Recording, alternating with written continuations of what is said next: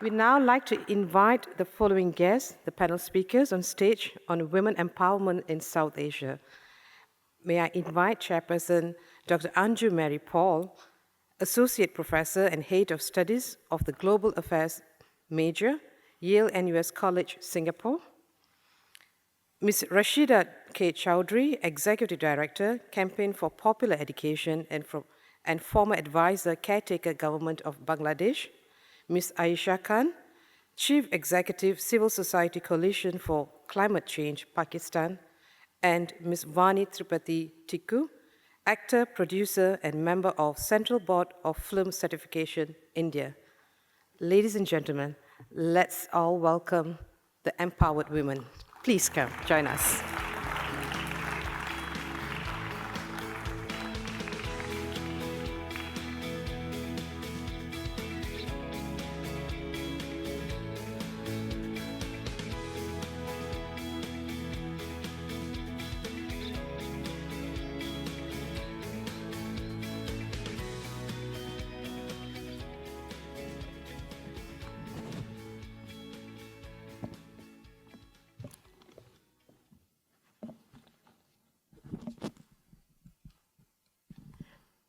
Good afternoon, everyone. No, is everyone sleepy after lunch? Good afternoon, everyone. Well, welcome to the afternoon panel, Women's Empowerment in South Asia. I would like to suggest a short amendment, a friendly amendment to our title. We could also call it Women's Empowerment for South Asia. And I hope we can talk a lot about the role of women in empowering the region as a whole in our conversation today.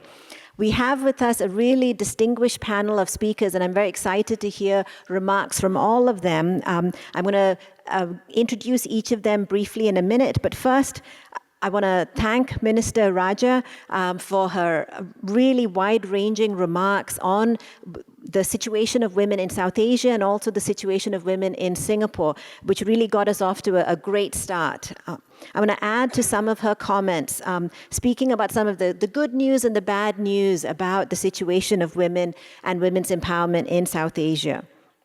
The good news is that South Asia is, in fact, the world's top improver towards gender inequality in the average regional score. Out of a maximum possible score of 100, the region rose from 50 in the early 2000s to 58.36 in the last decade, overtaking East Asia and Sub-Saharan Africa in reforming the fastest towards gender equality.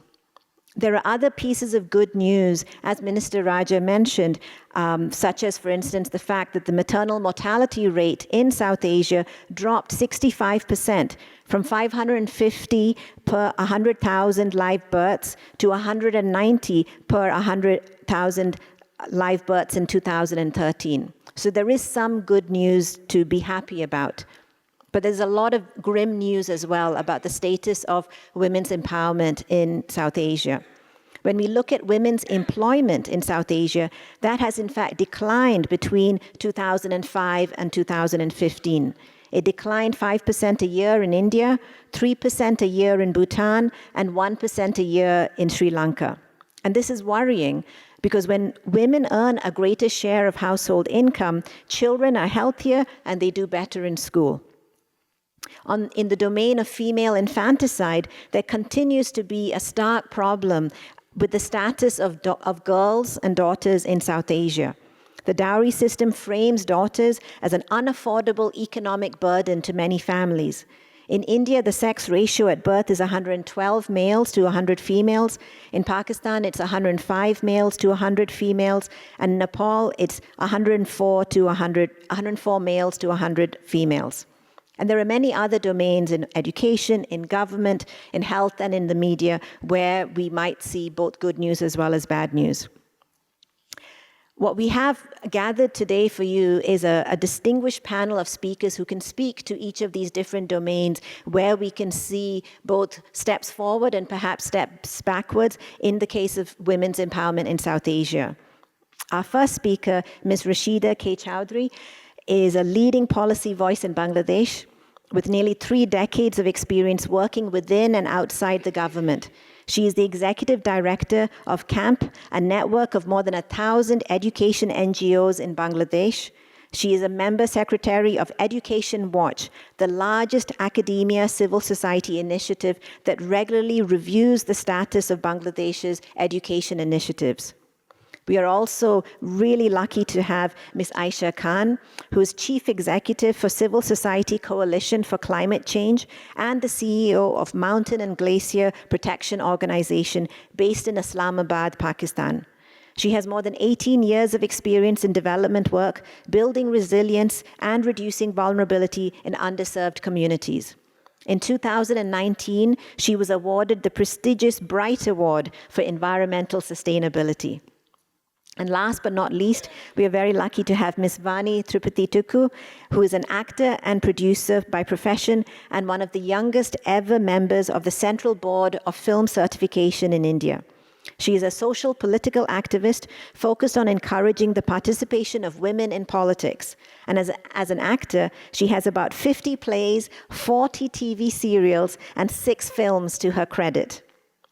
Let me end by saying a little bit about myself and why I am so happy to be part of this panel. As the earlier speaker mentioned, I am a professor of sociology and public policy here in Singapore.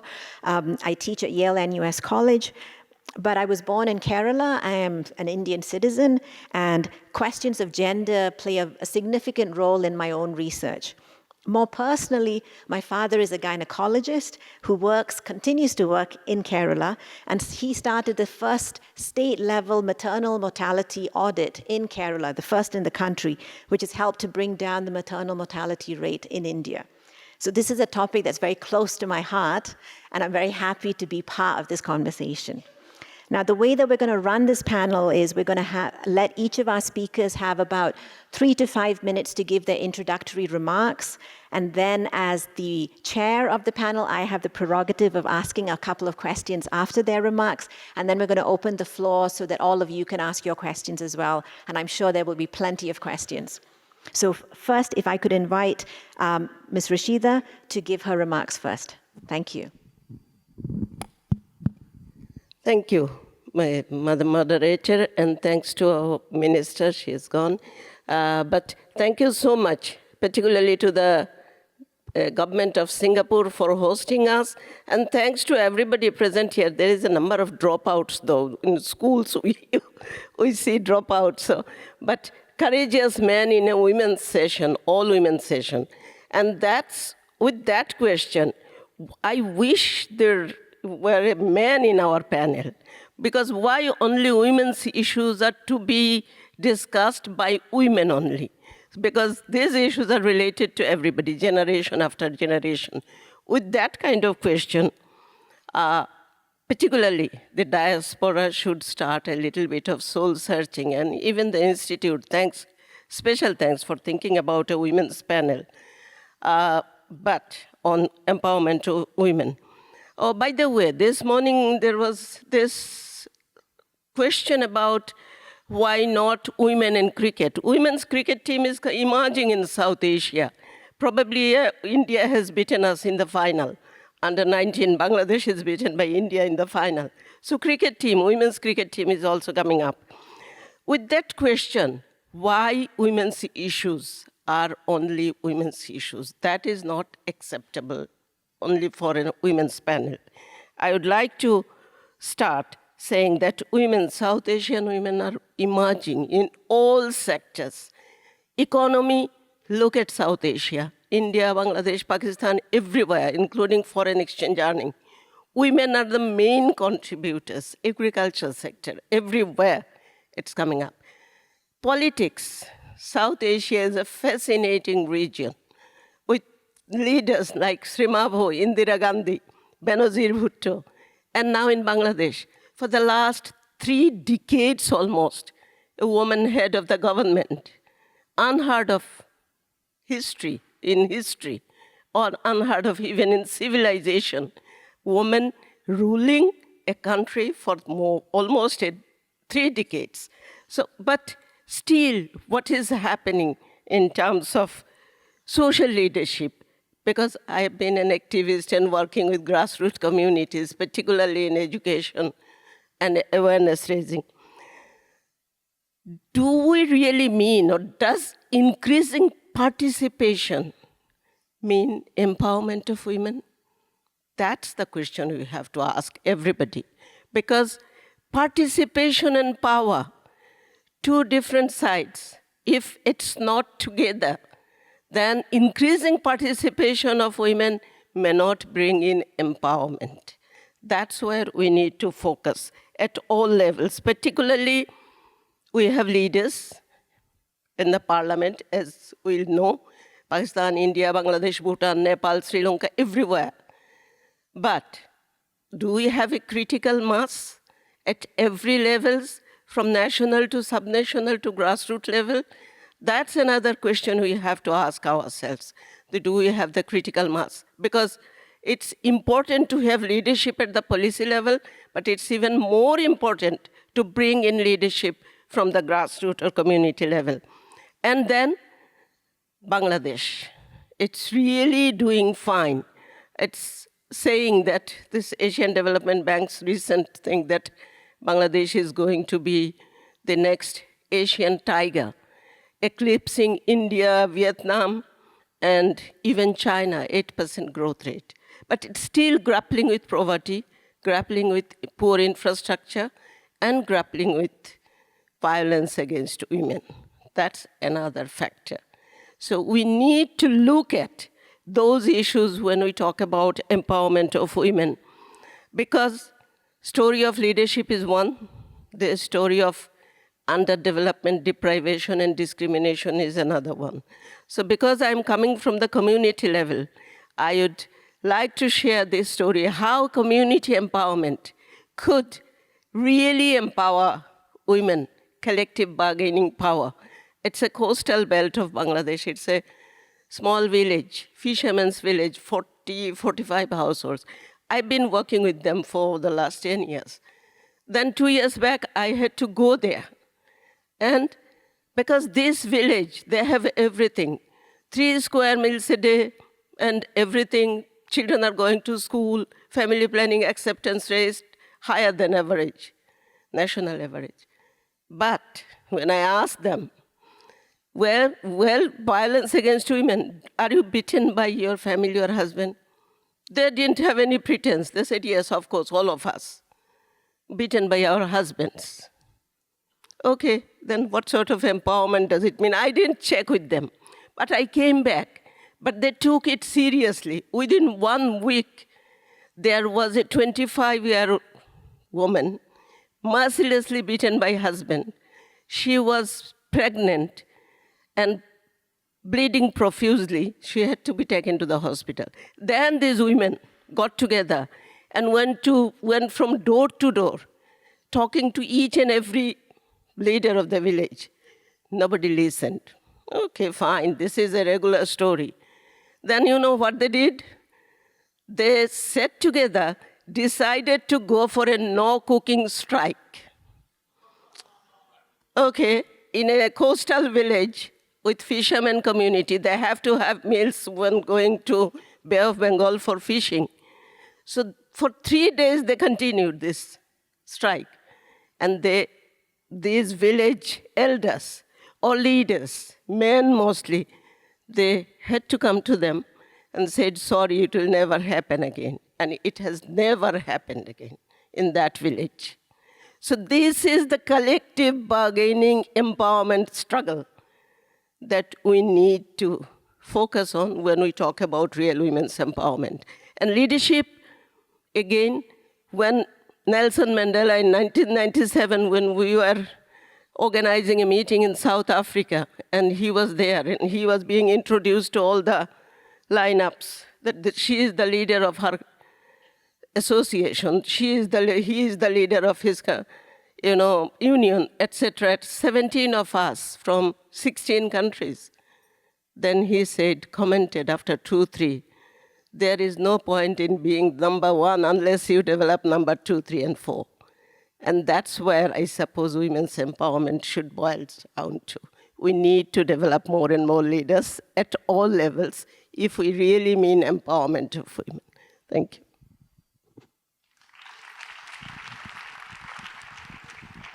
Thank you so much. Next, could we have Ms. Aisha Khan? Thank you so much. I want to also thank the organizers and the university for inviting me here. As most of you know from my earlier questions, that I'm very deeply connected to nature and to the environment. But I'm not going to limit my discussion here today on environment and how climate change is going to affect women. I'm going to address the core issues that affect the status and the role of women in society, and that is the root cause of all the problems. So I'm going to preface here a little bit by saying that we are living in a very divided and unequal world that is socially fractured and economically uneven. We have large communities that are witnessing unprecedented peace and prosperity, and we have other countries in the world that are still struggling to come out of a chronic cycle of poverty and conflict and war.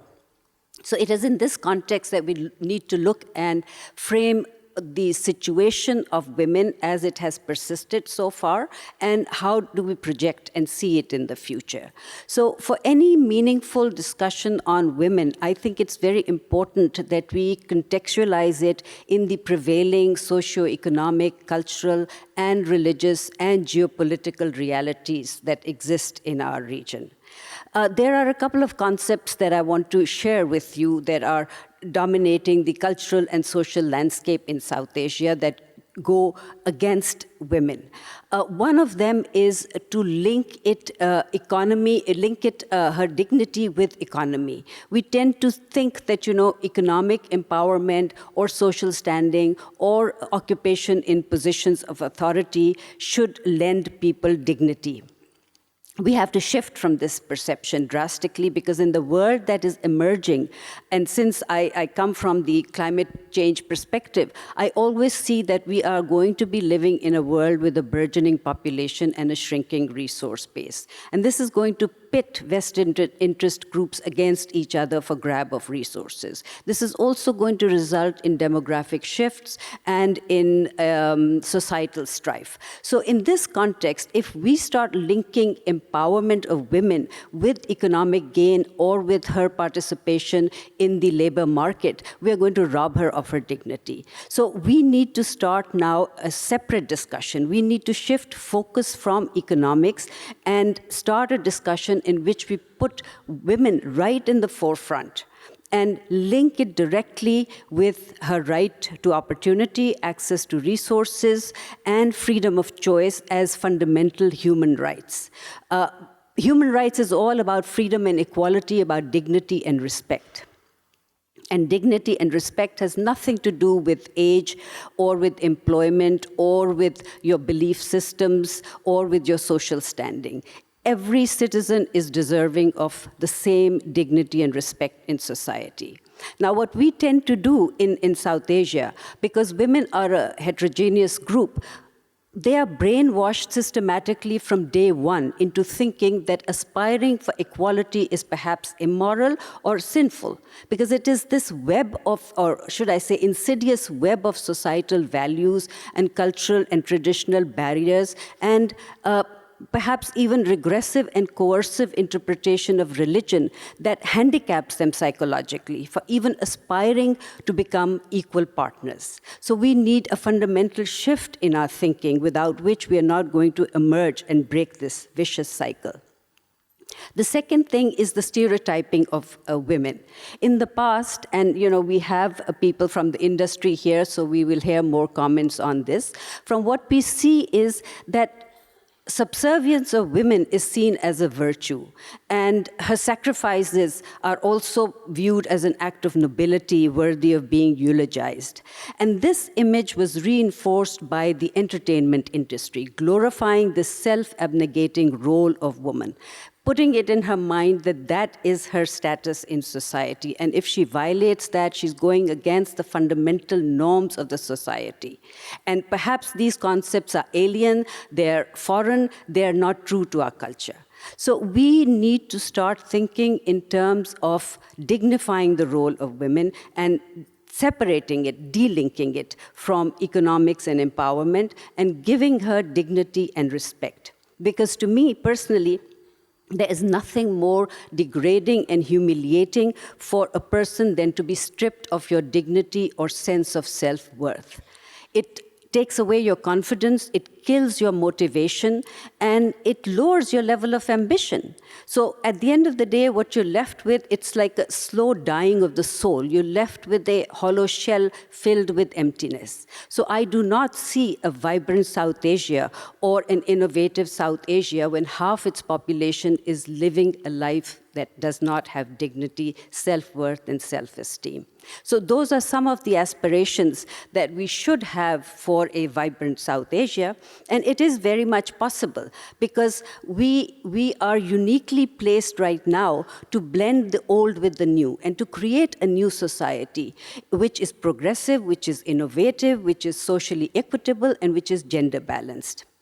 So we have something to look forward to, but it requires fundamental shifts in our perception. And it requires pegging rights, human rights of women to equal opportunity, equal access, and freedom of choice. Because women are not free agents of their choice. If you look at the entire diaspora, and I speak from the Southwest Asian perspective more, because that's where I come from, women have minimal say in fundamental choices, life choices, like, for example, education, marriage, employment, financial investments. So when you cannot be an equal partner and have equal choices, then empowerment doesn't happen. Human rights, empowerment, and right of self-determination and freedom of choice all go hand in hand. And women are psychologically handicapped. The majority of the women, at least in Pakistan, they live in the rural areas. And I do not see them being able to exercise and break this vicious cycle and emerge as independent entities. But the good news and the positive development that I see now happening from the 90s onwards, the entertainment industry is now projecting women in a new role. It is asserting her identity.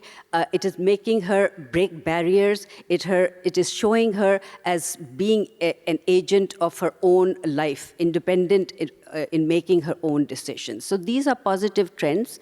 And because we live essentially in a patriarchal society, it is but natural that this process of change will be slow.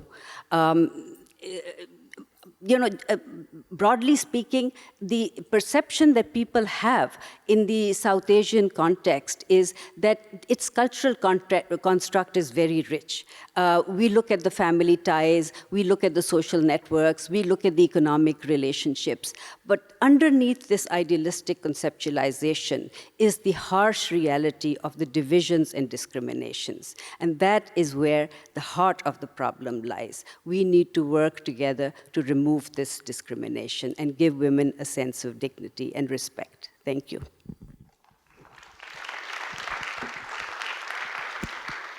Thank you so much. We have our final panelist now, Ms. Vani Tripathi Tikoo.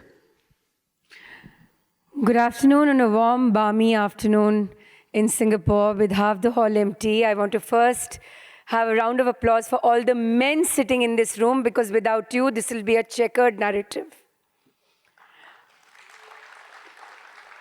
Well, I wear two hats in India. I have been a political activist for women many, many years. I started acting when I was 8 years old.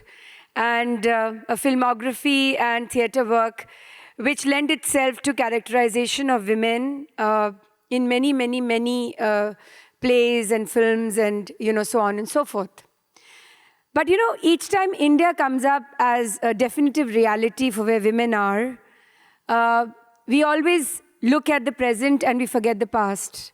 So one of the indicative factors of where women stand in India today, politically speaking, starts from this silent revolution which happened in the 90s, which was the representation of women in the local self-governing bodies to being reserved to 33%.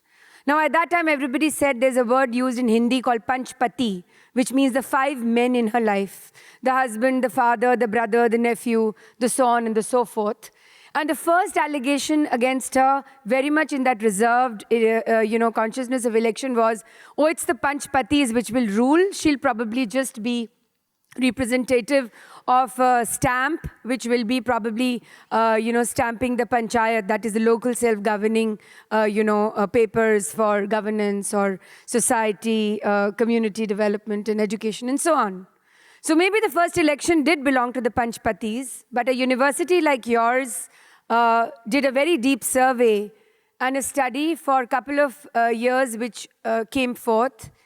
And the most surprising part of that research was that a woman who got elected and became the local self-governing head in any of the villages in India, under the 33% reservation category, did not run the election once. She ran the election once, she ran the election twice, and she ran the election thrice, and she won. And this victory did not just belong to her being a woman on her gender. It was her work which brought her back as a leader. So within the first 5 years, when women probably wearing their saris over their head and had not seen more than 5 or 10 men in their lives, were put in a situation where they were addressing 50 to 500 people, including men, women, and children, in local self-governing body elections, the empowerment started there. This was the change that belonged to a country called India. Then we had another spate of reservation which came very much in the municipal corporations in various parts of the diversity of India, being the federal democracy that we are in various states of the country. And then suddenly in the national capital region of Delhi, we did not have a single woman mayor. We had 3 women mayors, and it continues to be so. So the narrative here is about what are we looking at from a standpoint of defining gender and women around us. Now, my other narrative is the storytelling narrative that I belong to. India is a land of kathavachaks. It's a land of storytellers. And many, many, many stories, as Maya Angelou very famously said once, so many million stories to tell, and a lifetime would be so short. Having said that, India is actually at a cusp of change as far as the storytelling narratives around women in cinema is concerned. A decade ago, it was a misnomer. It was supposed to be a stigma if the protagonist of the film was a woman, because all the producers and the financiers got together and they said, this film won't work on the box office. Who's going to watch? Well, she's supposed to be the arm candy of that hero, the gun-toting hero, actually taking on 35 goons in one go and being that superstar in a film. She's supposed to be rescued by him. What happens about 10 years ago? There is a spate of cinema which is about what? About crime, about sexual violence, about menstruation. When was the last time we actually had a film about menstruation? It's a taboo, not just in India. It's probably a taboo topic in most of Southeast Asia. Women are very scared and are shamed for even speaking about being on a period. What else? Erectile dysfunction. What else? Semen donation. So what are we doing today? These films are all tremendous box office successes, and most of them had women protagonists. Also, going back to the narrative Women for Women, these are stories not necessarily written, directed, and produced by women.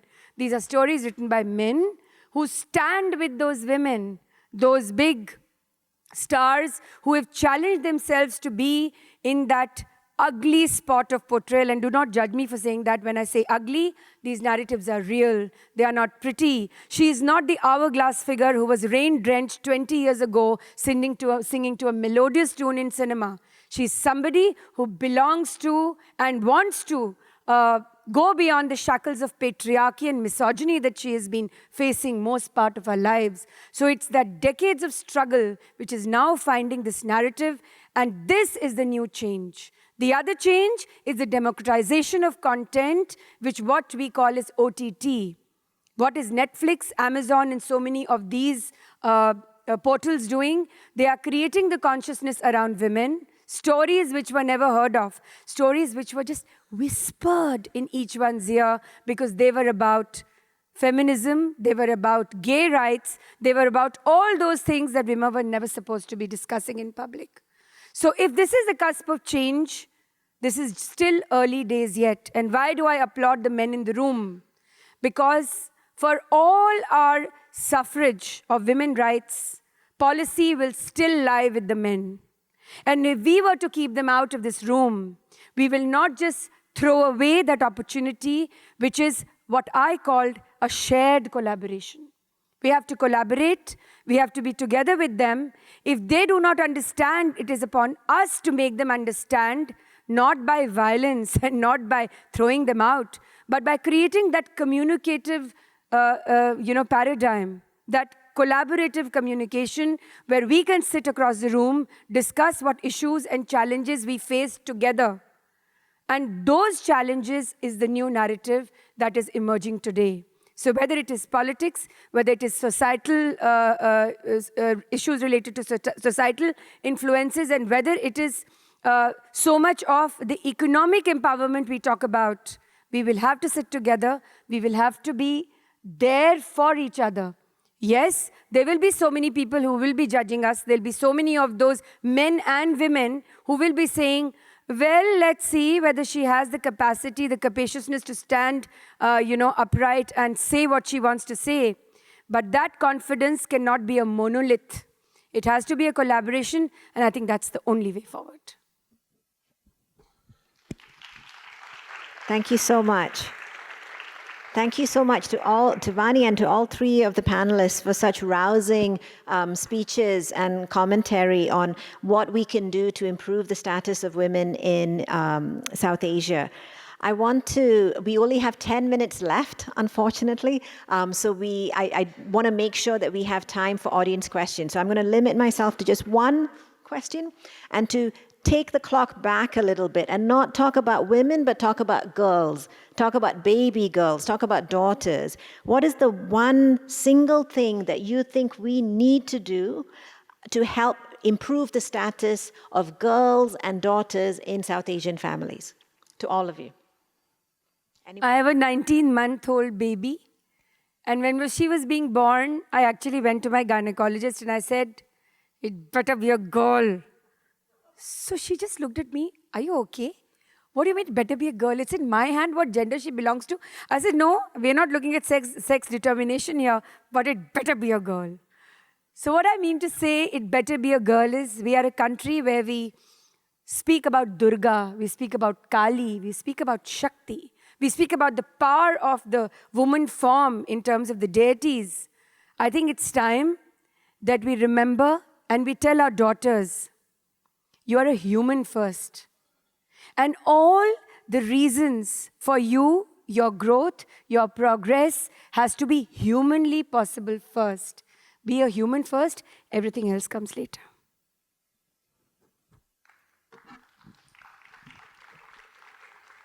Yeah, for me, I'd like to say that, I'd like to see women raising their girl childs without biases, without prejudices, without mental handicaps that make them grow up thinking that they are not equal. If they grow up mentally strong, emotionally robust, they will make a niche for themselves. Thank you. I've been working with young girls, secondary education grade girls, higher secondary, for the last few months all over Bangladesh. We have been talking to them. The issue with us, even elder women, that we don't want to listen to them. We just try to lecture them with our theories, with our concepts, etc. But if we start listening to them, because that's where I suppose we were talking about how to stop early marriage, how could we help them? It's a big sort of round table of young girls. And the deputy commissioner of the district, the highest level of administrator, was sitting beside me.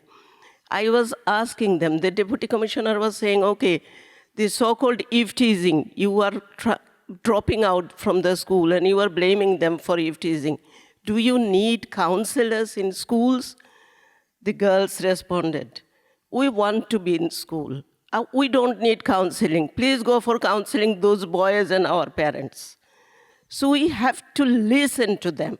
That's how we can bring in girls, because they want to be there in the world, empowered, serving, wanting to do something for the society. But we need to listen to them. And act accordingly. Generations are changing, time is changing. Thank you. So do we have any questions from the audience?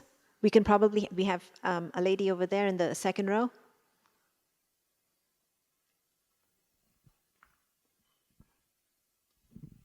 Hi, my name is Sangeet. If I was asked this question, I'll say I'll let my girl be and maybe empower the boys and tell them to live in harmony with the girls. Thank you. Thank you. That was an answer from the audience. Lovely. We have a question. My name is Larissa, and I'm an executive at the company.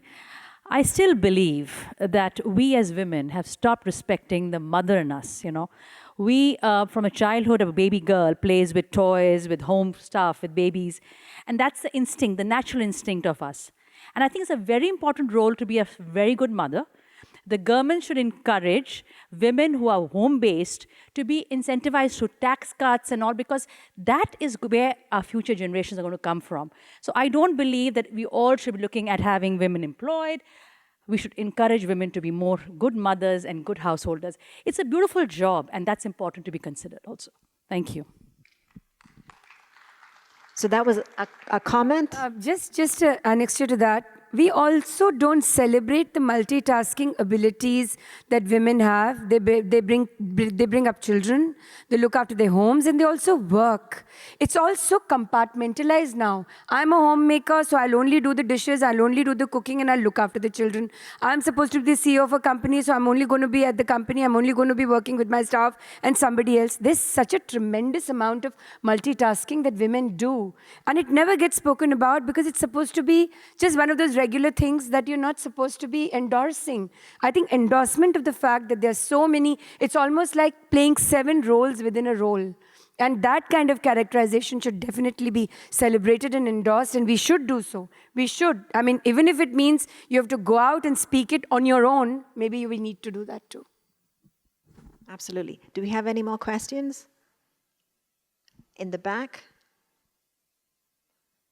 Thanks very much. This is Parvati Raghuram. Thanks very much for some really interesting interventions. Really enjoyed that. So one of the things that I was thinking about was that what is the role of the new technology in terms of women's employment? And I was wondering, and also within the 3 areas that you're working in, which is, you know, very distinctive. And have they been empowering for women? Thank you. Yes, in the environment sector, they have been empowering for women because the organizations that go and work with rural communities carry this agenda with them. And they also take an image of an empowered woman with them. So the men in the society also begin to understand that shared and collaborative approaches are better than dominant approaches by the men only. So I can say for myself that, you know, over the last 20 years, all the communities that I have worked with, the women are more empowered, more, I wouldn't say perhaps empowered, but that's the wrong word, more aware now. And their hopes and aspirations have become different. So that is already a beginning. Thank you. I'll give you just one concrete example from Bangladesh. Bangladesh has introduced long time back conditional cash transfers or stipend for girls, for motivating girls and parents to go to school. This stipend, cash money, used to be misappropriated by either institutions or by the father. So now, after a lot of campaigning from all of us from civil society, the government has agreed to send it to mother's account. And the mothers are now using mobile banking for getting that transferred to their own account. With 10 taka only, they can open an account.